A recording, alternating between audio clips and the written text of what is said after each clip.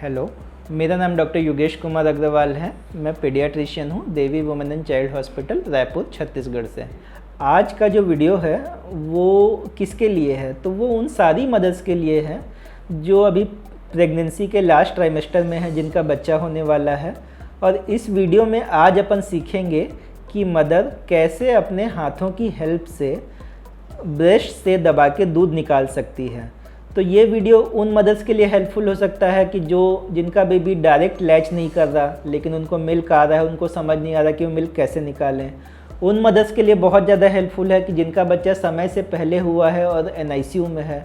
और उन मदर्स के लिए भी बहुत ज़्यादा हेल्पफुल रहेगा जिनके ब्रेस्ट इंगॉर्जमेंट हो गया है, जिनको पेन हो रहा है ब्रेस्ट में क्योंकि उनका मिल्क जमा हुआ है।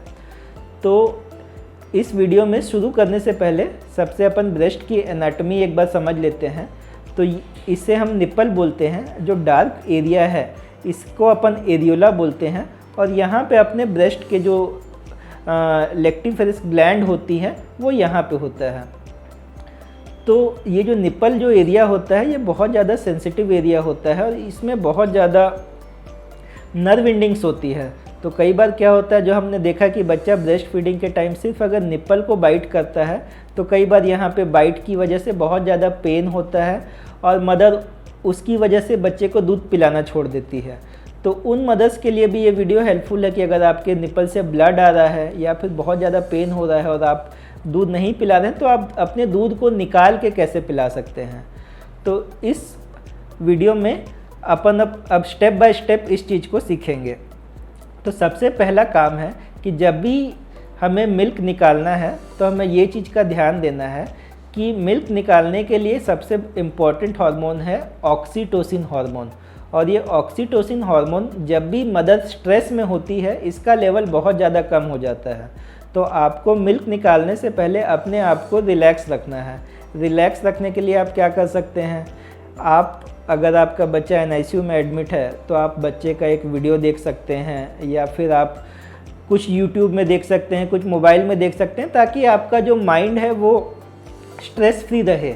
दूसरा काम हमें क्या करना है कि जब भी हमें मिल्क निकालना है तो हमें ब्रेस्ट की किसी भी गर्म चीज़ से सिकाई करनी है, हॉट फर्मेंटेशन करना है। हॉट फर्मेंटेशन के लिए आप क्या कर सकते हैं, सबसे आसान तरीका है, आप एक मग्गे में गर्म पानी लीजिए, एक टॉवेल को आप उसमें डिप करिए, डिप करके आप उसे ब्रेस्ट के चारों तरफ आप लपेट लीजिए। ऐसा आप 5-5 मिनट तक दोनों ब्रेस्ट के साथ करेंगे।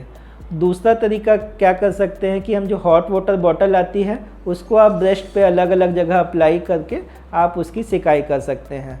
तीसरा तरीका, अगर ब्रेस्ट बहुत ज़्यादा इंगॉर्ज है और बिल्कुल ही बहुत ज़्यादा पेन हो रहा है तो आप एक मग्गे में ही पानी लेके ब्रेस्ट को आप डायरेक्ट उसमें डिप कर सकते हैं। तो इस हॉट फर्मेंटेशन का जो कंसेप्ट है या उसके पीछे का रीज़न ये है कि जो भी मिल्क अपना जमा हुआ है ग्लैंड्स पे वो थोड़ा हॉट फर्मेंटेशन से लूजन अप हो जाता है या थोड़ा ढीला हो जाता है और फिर आसानी से उसका फ्लो निकलना चालू हो जाता है। तो सबसे पहला स्टेप था हॉट फर्मेंटेशन। अब उसके बाद दूसरा स्टेप क्या करना है, हमें जो ब्रेस्ट है उसकी मसाज करनी है। अब मसाज करने के लिए 2-3 तरीके अपन यूज़ कर सकते हैं। सबसे पहला तरीका है कि आप जो ब्रेस्ट है उसको आप नीचे से सपोर्ट करिए और जो पंजा है उसकी इस टिप से हम ब्रेस्ट का मसाज कर सकते हैं। जैसे अगर ये ब्रेस्ट है तो हम उसके टिप पे अपने प्रेशर के साथ इधर इधर हर एक डायरेक्शन में अपन मसाज कर सकते हैं। दूसरा तरीका जो यूज़ कर सकते हैं, आप जो नकल्स हैं इससे अपन प्रेशर देके मसाज कर सकते हैं। इस तरीके से, इस तरीके से, इस तरीके से हर एक जगह पे हमें मसाज करना है। तीसरा तरीका हम क्या यूज़ कर सकते हैं, जैसे ब्रेस्ट है तो आप उसको दोनों हथेलियों के बीच पे आप ऐसे रोल कर सकते हैं मसाज करने के लिए, फिर आप अगले डायरेक्शन में रोल कर सकते हैं। तो ये 2-3 तरीके हैं जो हम मसाज के लिए यूज़ कर सकते हैं। तो पहला स्टेप हमने देखा हॉट फर्मेंटेशन, दूसरा स्टेप देखा हमने मसाज। तीसरे स्टेप में हमें क्या करना है कि जो भी मिल्क हम लूज़ किए हैं मसाज के थ्रू, हॉट फर्मेंटेशन के थ्रू, उसको हमें आगे लाना है। आगे लाने के लिए अगेन आप नीचे से ब्रेस्ट को सपोर्ट करेंगे और मिल्क को इधर से आगे लाएंगे, इस डायरेक्शन से। हर एक डायरेक्शन से हम जो मिल्क है उसको निप्पल के एरिया में आगे लाएंगे। और चौथा जो स्टेप है, जो सबसे ज़रूरी स्टेप है, सबसे इम्पॉर्टेंट है, हैंड की पोजीशन कि हम मिल्क कैसे निकालें। तो इसमें आपको ध्यान देना है कि जब भी अपन मिल्क निकालें, मदर्स क्या करती है कि वो निप्पल के एरिया में ही प्रेस करके दूध निकालती है। तो ये चीज़ को आपको ध्यान देना है कि जो मिल्क निकलने का मेन एरिया है वो एरियोला ख़त्म होकर स्किन जहाँ पे चालू होती है उस जगह से मिल्क निकलता है।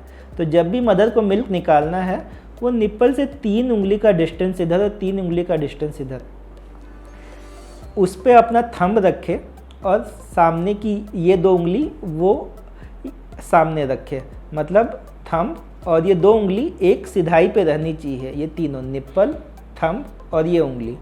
अब जब भी उसको प्रेस करना है तो अपना एक जेन्युइन रिएक्शन क्या होता है कि हम डायरेक्ट प्रेस करते हैं। तो ये चीज़ आपको ध्यान देनी है कि आप डायरेक्ट प्रेस ना करो, आपका हैंड मूवमेंट ऐसा होना चाहिए, पहले आपका हैंड मूवमेंट पीछे आएगा फिर आप प्रेस करेंगे, पीछे आएगा फिर आप प्रेस करेंगे। तो ये हैंड यहाँ पे रखे हैं, ऐसे पीछे पुश करेंगे फिर आप उसको ऐसे पुश करेंगे, चेस्ट पे पुश करेंगे फिर आप पुश करेंगे। तो ये मूवमेंट हमको सीक्वेंस में करना है। एक बार ये एरिया कवर हो गया, ये पॉइंट कवर हो गया, तो आप अपने हाथों को टर्न करके वापस से आप इसे पीछे पुश करेंगे फिर आप रिलीज़ करेंगे, पीछे पुश करेंगे फिर रिलीज़ करेंगे। तो ये मूवमेंट के बाद हमें इसे 360 डिग्री हमें इस जगह से मिल्क को प्रेस करके निकालना है। तो अगर आप इस प्रक्रिया को अपन यूज़ करेंगे तो इससे आपका मिल्क बहुत इजीली निकल जाएगा, और इससे अगर अब बच्चा नहीं भी पी रहा है तो आप उसे मिल्क निकाल के दे पाएंगे, या इंगॉजमेंट है तो वो रिलीव करने में इजी करेगा।